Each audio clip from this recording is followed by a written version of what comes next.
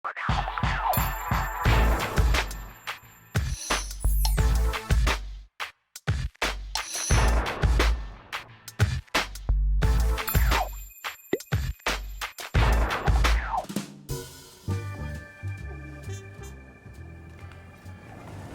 देखो, हमारे गलत परिणामों का प्रभाव हम कई वर्षों बाद भी देख सकते हैं। इसका ये बहुत अच्छा उदाहरण है।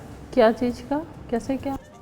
मैं याद कर रहा था, करीब 70 वर्ष हो गए हैं और जब द्वितीय विश्व युद्ध चल रहा था तो उस समय नागासाकी हिरोशिमा के ऊपर बम गिराया गया था और आज भी उसका दुष्प्रभाव हम वहाँ के प्रकृति के ऊपर, लोगों के जीवन में आज भी देख सकते बच्चों हैं। में बहुत सारी चीज़ें उनकी गलत उसमें हो रही है आज भी। और मैं वही सोच रहा था कि हमारा जो निर्णय है हमारे जीवन में बहुत महत्वपूर्ण होता है कि हम सही निर्णय ले रहे हैं या गलत निर्णय ले रहे हैं। नहीं, पर आप उसको गलत निर्णय कैसे बोल सकते हो? वो तो अपने राष्ट्रहित में काम कर रहे थे ना, उनको जो ऑर्डर मिला तो वो उसको फॉलो कर रहे थे। जो भी, जिसने भी इस निर्णय को लिया हो, लेकिन ये निर्णय गलत था। और मैं इस बात को भी याद करता हूँ कि जो उस प्लेन का को पायलट था लुइस, उसने इस हमले के कुछ घंटों बाद एक अपना बयान दिया था जिसमें उसने कहा कि ओह, हमने ये क्या कर दिया। मतलब उसको ये एहसास हो गया था कि हमने जो काम किया है वो गलत है और उस गलत निर्णय का परिणाम आज भी हम देख सकते हैं। और करीब 70 वर्ष होने जा रहे हैं, करीब ये 6 अगस्त 1945 की घटना है। तो ये निर्णय हमारे जीवन में बहुत महत्वपूर्ण होता तो है। एक चीज़ बताइए, हमको सही निर्णय कैसे लेना चाहिए? देखो, जब सही निर्णय लेने की बात है तो हमारे सामने बहुत दुविधा होती है। सबसे पहले हम निर्णय को 2 भागों में बांट सकते हैं। निर्णय जो हम लेते हैं वो एक सामान्य निर्णय होता है और कुछ विशेष निर्णय होते हैं। तो हमें हमेशा इस बात को ध्यान रखना चाहिए कि जब भी हम निर्णय लें तो हमारा निर्णय यदि परमेश्वर को महिमा दे रहा है, उसकी योजना को या उसकी इच्छा को पूरी कर रहा है, तो वो निर्णय सही होगा। और दूसरी बात उसमें ध्यान रखना चाहिए कि जो भी हम निर्णय लें वो लोगों के हित में या सकारात्मक हित में होना चाहिए, तब जाकर के। फिर एक बात हो गई कि हो सकता है आप सोच रहे हो कि ये मेरे हित में है, पर मैं सोच रही हूँ कि ये नहीं, ये गलत निर्णय है। देखो, तुम्हारा दृष्टिकोण की जो बात है, हाँ, तुम्हारा दृष्टिकोण यहाँ पर बहुत सामान्य निर्णय की बात हो रही है। लेकिन मैं क्या कहना चाह रहा हूँ कि जब हम निर्णय लेने की बात करते हैं तो वो सकारात्मक कब होगा। जैसे एक उदाहरण दूंगा, बाइबल कहती है कि जब हमको परमेश्वर के वचन के आधार पर निर्णय लेना है तो परमेश्वर की इच्छा क्या है। परमेश्वर चाहता है कि हर एक मनुष्य का उद्धार हो और उस उद्धार को हर एक मनुष्य प्राप्त करे। इसके लिए हमको सुसमाचार सुनाना है लोगों को। अब यहाँ पर मैं जो कहना चाह रहा हूँ तुम्हारे को कि जब हम सुसमाचार लोगों को सुनाते हैं तो जो गैर मसीही है वो कहेगा कि मेरे हित में ये निर्णय नहीं है, कि तुम क्यों मुझे सुसमाचार सुना रहे हो। लेकिन आज उसको ये लग रहा है कि ये निर्णय उसके हित में नहीं है। यदि कल वो प्रभु यीशु मसीह को ग्रहण करता है और उद्धार को प्राप्त करता है तो अनंत जीवन उसके पास मिलेगा। तो उस अनंत जीवन को प्राप्त करने के उपरांत उसके पास क्या होगा कि एक अच्छी स्थिति उसके जीवन में आएगी। और ये है सकारात्मक दृष्टिकोण। तो हमको जो निर्णय लेना है हमको इस दृष्टिकोण से लेना चाहिए। ये हमको ध्यान अच्छा, तो आप जो वो सामान्य निर्णय और विशेष निर्णय की बात कर रहे थे, उसमें सामान्य निर्णय आप किसको बोलेंगे? देखो, जब निर्णय की बात आती है तो निर्णय में ये बहुत महत्वपूर्ण है। जब हम बाइबल को देखते हैं तो कुछ सामान्य निर्णय होते हैं। जैसे सामान्य निर्णय ये होता है कि मुझे क्या खाना खाना है, मुझे कौन से कपड़े पहनने हैं, मुझे कहाँ जाना है, घूमने के लिए जाना है तो मैं किस जगह पे जाऊं। तो ये बहुत सामान्य निर्णय होते हैं।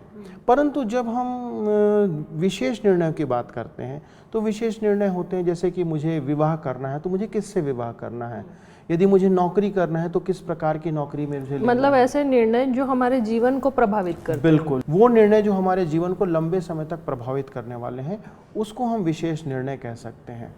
मगर इन दोनों में महत्वपूर्ण है कि हम परमेश्वर की योजना और उसकी इच्छा को ध्यान रखें।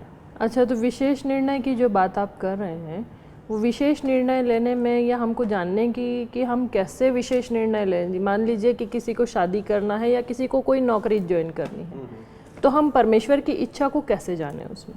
देखो, जब विशेष निर्णय लेने की बात आती है तो वहाँ पर परमेश्वर की इच्छा को जानने के लिए हमारे पास सबसे अच्छा जो माध्यम है वो है परमेश्वर का वचन। हमें हर परिस्थिति के लिए परमेश्वर का वचन हमें गाइडलाइन देता है, हमारे को निर्देशित करता है। तो हम परमेश्वर के वचन को पढ़ करके उन परिस्थितियों में मुझे क्या निर्णय लेना चाहिए या क्या निर्णय नहीं लेना चाहिए, हम वो निर्णय ले सकते हैं। प्लस जब विवाह की बात करो तो हम इस बात को देख सकते हैं कि क्या हमारे जिससे हम विवाह करने जा रहे हैं उसके जीवन में परमेश्वर के वचन के प्रति या परमेश्वर की आज्ञाओं के प्रति उसके जीवन में कैसे उसका जीवन परमेश्वर में है या नहीं है, वो सारी चीज़ों के आधार पर हम इस बात को परख सकते हैं और तब हम निर्णय ले सकते हैं। तो कई बार जब हमें निर्णय लेना होता है तो हम कई ऐसे निर्णय ले लेते जो खुद हमको ही नुकसान पहुंचाते हैं। बहुत सी बार ऐसा होता है और उसका कई बार मैं सोचता हूँ कि कारण ये है कि हम सही रूप से निर्णय नहीं लेते हैं या हम निर्णय लेते समय इन बातों का ध्यान नहीं रखते। जैसे मैं उस उदाहरण की बात कर रहा था कि वो एक गलत निर्णय था जो कि बॉम्ब गिराया गया। मेरे दृष्टिकोण से तो ये बहुत ही गलत था, परंतु कई बार ऐसा होता है कि जब हम निर्णय लेते हैं तो हम गुस्से के कारण से निर्णय लेते हैं। कई बार हमें गुस्सा आता है, हम नशीले पदार्थों का सेवन करने लगते हैं, उसके कारण से कई बार हम किसी को धोखा देने का निर्णय लेते हैं, कई बार हम लालच के तहत निर्णय लेते हैं, कई बार हम ऐसे कामुकता में आ जाते हैं, यौन संबंधों में हम दूसरे लोगों के साथ इन्वॉल्व हो जाते हैं। तो ये ऐसे निर्णय हैं जो परिस्थितिवश तो हमको बहुत अच्छा लगता है, लेकिन उस समय यदि हम ये सोच लें कि ये जो मैं निर्णय लेने जा रहा हूँ, चाहे नशा करने के लिए, चाहे किसी के साथ रिलेशनशिप में मैं एक्स्ट्रा रिलेशनशिप में जा रहा हूँ, यदि हम उसी समय तत्काल ये सोच लें कि क्या ये निर्णय मेरा परमेश्वर को महिमा देने वाला है या इस निर्णय के द्वारा से क्या किसी को फायदा होगा, तब हमको निर्णय लेने में सहायता मिलेगी। और यदि हम वहाँ पर सही निर्णय लेते हैं सोच करके कि यदि परमेश्वर की इच्छा यहाँ नहीं है तो हमको वहीं पर उसे रोक देना चाहिए। परंतु ऐसी जब परिस्थितियां हमारे जीवन में आती है तो हमको निर्णय कैसे लेना चाहिए? यहाँ पर एक बात मुझे ध्यान आती है कि जब हमें निर्णय लेना है तो हमको परमेश्वर के वचन पर निर्भर करना चाहिए। एक वचन यहाँ पर पढ़ के देखो, यिर्मयाह 1 और उसका 5। तुम्हारी बाइबल है ना, खोलो। यिर्मयाह 1 और उसका 5। यहाँ ऐसा लिखा है, गर्भ में रचने से पहले ही मैंने तुझ पर चित्त लगाया और उत्पन्न होने से पहले ही मैंने तेरा अभिषेक किया, मैंने तुझे जातियों का भविष्यवक्ता ठहराया। तो यहाँ पर परमेश्वर ये कहना चाहते हैं कि उसने हमको चुना हुआ है और चुन करके उसने हमें भविष्यवक्ता और उसने जातियों के लिए हमको भविष्यवक्ता के रूप में और हमारे का अभिषेक उसने किया है। तो हमारे को परमेश्वर पर निर्भर होना चाहिए। एक और वचन यहाँ पर बहुत ही उपयुक्त होगा यदि हम इफिसी 2 और उसका 10 पढ़ते हैं तो यहाँ ऐसा लिखा है, क्योंकि हम उसके बनाए हुए हैं और मसीह यीशु में उन भले कामों के लिए सृजे गए जिन्हें परमेश्वर ने पहले से हमारे करने के लिए तैयार किया। तो यहाँ पर इस वचन को पढ़ने के बाद हम इस बात को देख सकते हैं कि जो मसीह में हैं या जिन्होंने प्रभु यीशु मसीह पर विश्वास किया है, उनको वचन कहता है कि भले कामों के लिए हम सृजे गए हैं। और हमारे लिए परमेश्वर की योजना यही है, या परमेश्वर हमसे यही चाहता है कि एक मसीह होने के नाते हम वो निर्णय लें जो परमेश्वर की इच्छा के अनुरूप है। तो एक बात बताइए कि मसीह होने के नाते से हमें सही निर्णय कैसे लेना चाहिए? देखो, जब मसीह होने के नाते हम निर्णय लेने की बात करते हैं तो हमको पूरी तरह परमेश्वर पर निर्भर करना है, हमको परमेश्वर के वचन के अनुसार चलना है। और इसके लिए परमेश्वर कहता है कि मैं तुम्हारी सहायता करूंगा। भजन 32:8 में यही कहता है। निकाल करके पढ़ो जरा इसे, भजन 32 उसका 8 ऐसा लिखा है, मैं तुझे बुद्धि दूंगा और जिस मार्ग में तुझे चलना होगा उसमें तेरी अगुवाई करूंगा, मैं तुझ पर कृपा दृष्टि रखूंगा और सम्मति दिया करूंगा। तो परमेश्वर सिर्फ हमें ऐसे ही नहीं छोड़ देता, वो कहता है कि जब मैं तुम्हें चुना है, मैंने तुम्हें, तो मैं तुम्हारी अगुवाई करूंगा, तुम्हें बुद्धि दूंगा, तुम्हें सम्मति दूंगा। वो जानता है परमेश्वर कि हमारे सामने परिस्थितियां ऐसी रहेंगी कि हमें क्या निर्णय लेना है हम नहीं समझ पाएंगे, लेकिन वहां पे भी परमेश्वर हमारी अगुवाई करेगा। एक बात बताइए, परमेश्वर इतनी बड़ी सृष्टि को चलाने वाला है, क्या उसको इतना टाइम रहता होगा, इतना फुर्सत रहता होगा कि हर एक व्यक्ति के जीवन में क्या हो रहा है उसके एक एक चीज, एक एक निर्णय को वो देखता रहे? बिल्कुल। परमेश्वर का वचन कहता है कि मैंने तेरे चित्र को अपनी हथेली में खोद कर बना रखा है और मैंने तुझ पर चित्त लगाया है माता के गर्भ से पहले। तो ये परमेश्वर हम में से हर एक से प्रेम रखता है और वो चाहता है कि हम सही निर्णय लें। यहाँ पर एक वचन पढ़ो, 1 कुरिन्थी उसका 2 और 9।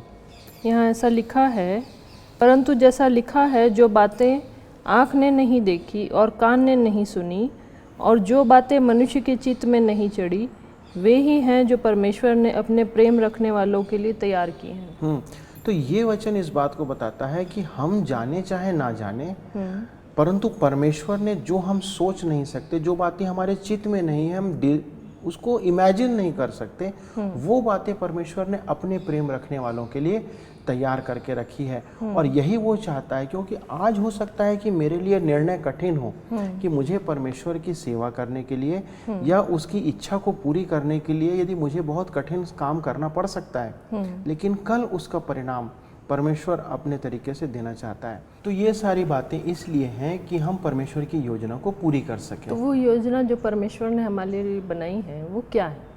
देखो, परमेश्वर की योजना तो यही है जो कि हम यूहन्ना 3:16 में जानते हैं कि परमेश्वर चाहता है कि हर एक व्यक्ति जो है वो सुसमाचार को सुने और उद्धार को प्राप्त करे, क्योंकि परमेश्वर ने प्रभु यीशु मसीह को उनके लिए दिया है। ये तो अब इन बातों को एक बार और दोहरा लें। बिल्कुल। हमें हर समय चुनाव करना पड़ता है। कुछ निर्णय आसान होते हैं जैसे खाना, पहनना आदि, वहीं कुछ निर्णय कठिन और जीवन को प्रभावित करने वाले होते हैं जैसे विवाह, नौकरी आदि। यीशु हमारे निर्णय में हमारी सहायता करते हैं।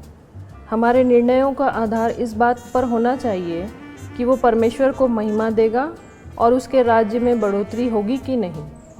हम सब के लिए परमेश्वर के पास एक योजना है और हमें उस योजना को पूरी करने के लिए निर्णय लेना चाहिए।